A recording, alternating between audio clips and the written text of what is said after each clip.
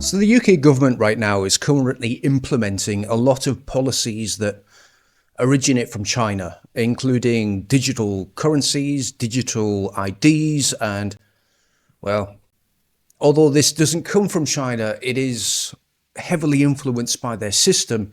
It is the carbon credit tax, where you won't be allowed to leave your house, probably, if you didn't, well, you know, pay enough carbon credit taxes that month, or maybe you just had a piece of steak.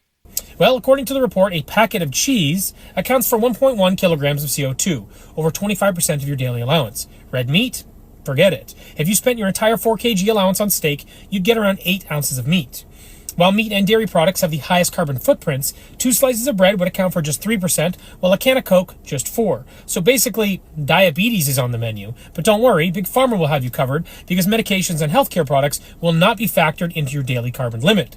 But here's where things get terrifying. They're not just suggesting it, they're testing it. Food manufacturers are already slapping carbon labels on their products. And let's not forget the food supply chain either. These policies directly threaten local farmers and producers, as red meat gets penalized heavily, while synthetic lab-grown meat is being propped up as a solution.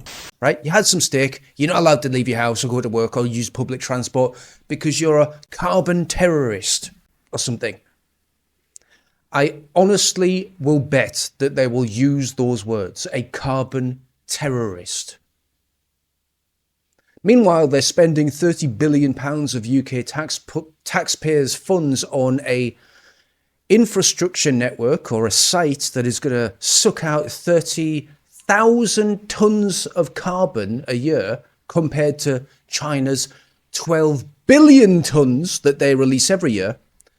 And do you know how much it's going to cost? It's really cheap, guys. It's so cheap. It's a bargain. It's only £30 billion. Remember the £22 billion black hole that they gave us an excuse to ruin this country?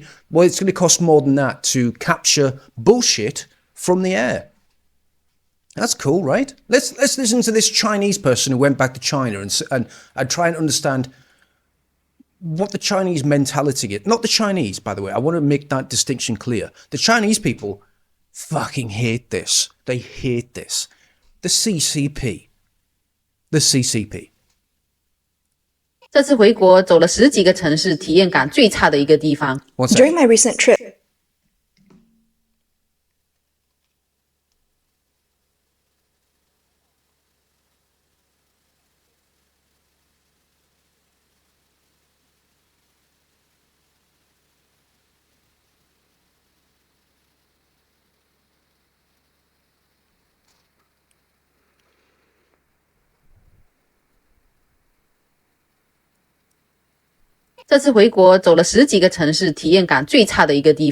During my recent trip back to China, I visited over 10 cities, but the worst experience was in Yangshuo, Guilin.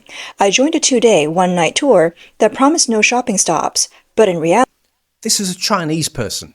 We visited 4 shopping spots. More than the attractions themselves, the tour tricked us into waking up at 6 a.m. and heading to a place where we would likely lose money. We ate steamed buns early in the morning, knowing we'd be spending more later. Eventually, we boarded the bus, unknowingly playing the role of naive tourists. The children were unaware of the situation and were busy peeling eggs. The first stop was a luxury cruise on the Li River. It was relatively normal there, with salespeople pushing various products, but you could choose what to buy. We chose a 180 yuan package with a small fish, shrimp, and a pot of tea. The second stop was a village where we watched an elderly woman comb her hair, a ritual done hundreds of times.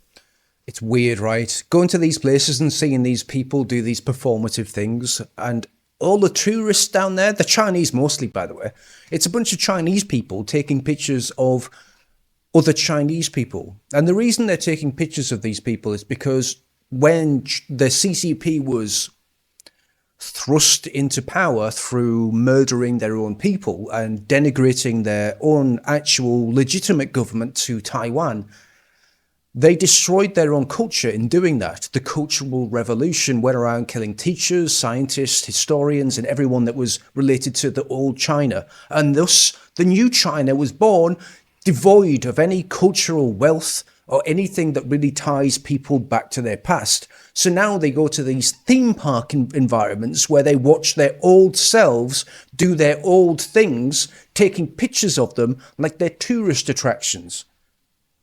A day. This was all a prelude to selling silver jewelry.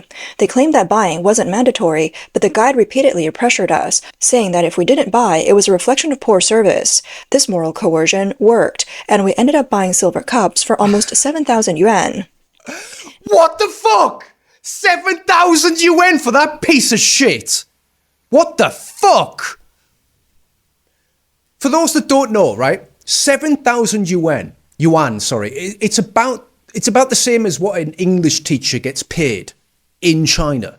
An Englishman, right? If I was to go to China and work as a teacher, I would get paid about 7,000 to 12,000 yuan a month. And they're paying this for a piece of shit. Yeah, okay. This is what we're importing. Now, okay, I need to clarify this. When we are importing people from these other cultures, we are at the stage now, because it's got so big, the numbers are so huge, we're not importing the best and brightest. We're just importing the scammers and the losers from these countries. It's gone past the point of importing their best. And by the way, China is nefarious for actually tagging the people that go to these countries and then maliciously hounding them to do their bidding. So it's been found many times that Chinese people coming from China might work for, well, it's been found that they've been honeypotting or working as spies, stealing technology, stealing infrastructure, stealing the plans for technology, right? Whatever, right? That's known, that's true.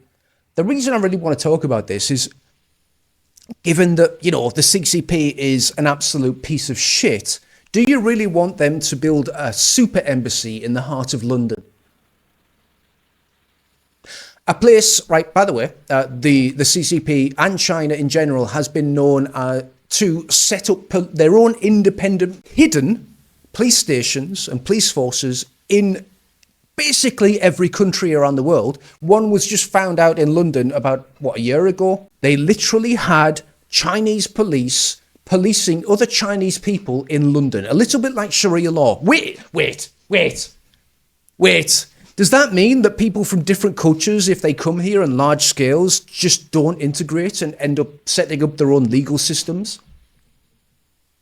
So anyway, if that's true, what I would like to say is, fuck the Chinese embassy, fuck it right in the arse, and get it out of our plans, cancel it, just get rid of it. And the super mosque, by the way, in the Lake District, fuck that shit, and how about we just start being English again?